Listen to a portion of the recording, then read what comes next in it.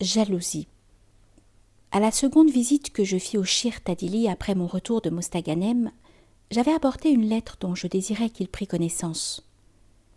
Elle avait été écrite de la propre main du Shir Adda Bentounes, qui me l'avait remise la veille de mon départ.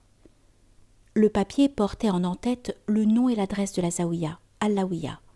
Cette lettre, écrite en arabe avec la traduction en français, m'avait causé une vive satisfaction.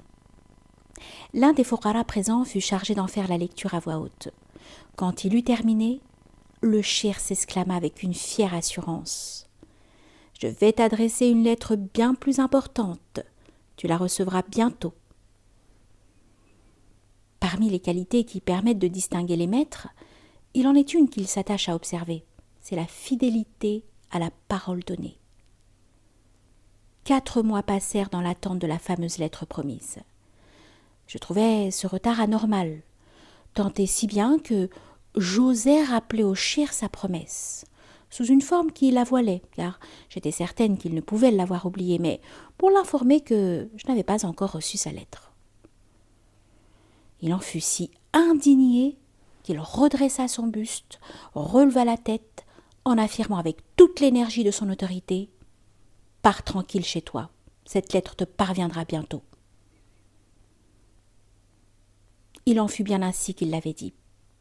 La lettre arriva en effet 1 semaine après. Les 3 plus anciens fourrara du shir, les plus respectables, me l'apportèrent et me la remirent entre les mains avec les marques révérentielles d'un cérémonial qui donnait à ce geste simple apparemment toute son importance spirituelle. Ils s'excusèrent longuement d'avoir tardé à accomplir la mission dont ils avaient été chargés par le shir.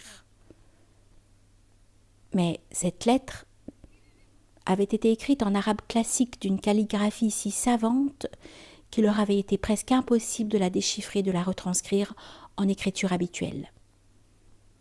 J'acceptais leurs excuses en souriant et les remerciais de leurs bons offices.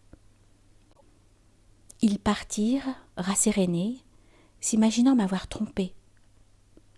En fait, leur véritable intention était bel et bien de s'approprier un trésor spirituel, se jugeant mieux qualifiés que moi pour en être les dépositaires. Le cas était fréquent. Toutes les traditions le citaient comme un cas de jalousie, normal dans la voie, qui stimule ceux qui sont faibles mais ambitieux.